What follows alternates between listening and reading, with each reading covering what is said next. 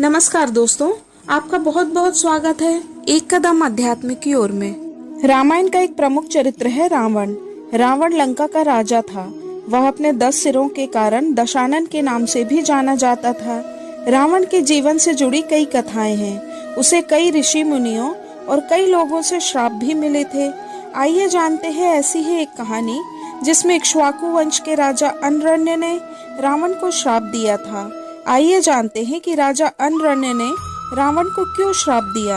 इसी तरह शिवजी के वाहन नंदी ने भी रावण को श्राप दिया था। आइए जानते हैं नंदी की कथा कि उन्होंने रावण को श्राप क्यों दिया था। ये उस समय की बात है जब ब्रह्मा और शिव से शक्ति प्राप्त करके रावण युद्ध की आकांक्षा लेकर नगरों में घूमने लगा। उसने श्रेष्ठ राजाओं के पास जाकर कहा कि या तो तुम मुझसे युद्ध करो या अपनी हार मान लो। रावण को युद्ध में हराना देवताओं के लिए भी असंभव था। यह तो आम मनुष्यों की बात थी। इसलिए तब बुद्धिमान राजाओं ने आपस में विचार करके अपनी हार मान ली। अधिकांश बड़े राजाओं ने भी उससे अपनी हार मान ली थी। तब रावण अयोध्या नगरी में पहुंचा। वहां के राजा अनरण्य थे। रावण ने महाराज अनरण्य से भी वैसा ही कहा, किंतु अयोध्यापति महाराज ने कहा मैं युद्ध करूंगा। महाराज अनरण्य ने पहले से ही रावण की बातें सुनकर अपनी सेना सजाकर रखी थी। महाराज अनरण्य और रावण का युद्ध शुरू हो गया। कुछ ही क्षणों में रावण के मायावी राक्षसों ने हाहाकार मचा दिया। युद्ध बहुत ही भयंकर हो रहा था। पृथ्वी खून से लाल हो गई थी।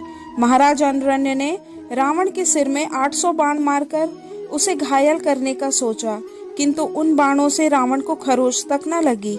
इतने में क्रोध में भरकर रावण ने महाराज के मस्तक पर बाणों से प्रहार किया। वे उसे सहन ना कर सके।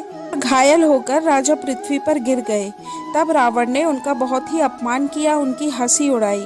इससे दुखी होकर राजा ने कहा, अरे राक्षस, यह तुमने इक्ष्वाकु कुल का अपमान किया है। इसके कारण मैं कहता हूँ कि यदि मैंने दान किया हो, होम किया हो, तप किया हो और न्याय पूर्वक प्रजा पालन किया हो, तो इक्ष्वाकु कुल में उत्पन्न योद्धा तुम्हारा वध करे। महाराज अनरण्य के मुख से यह वचन निकलते ही मेघों की गर्जना होने लगी। आकाश में नगाड़े बजने लगे और आकाश से फूलों की वर्षा होने लगी।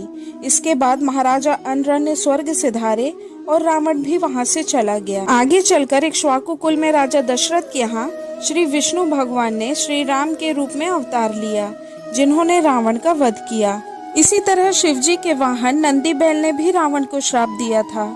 पृथ्वी के समस्त योद्धाओं को जीतने और अपने अधीन करने के बाद रावण शिवजी से मिलने कैलाश पर्वत पर गया।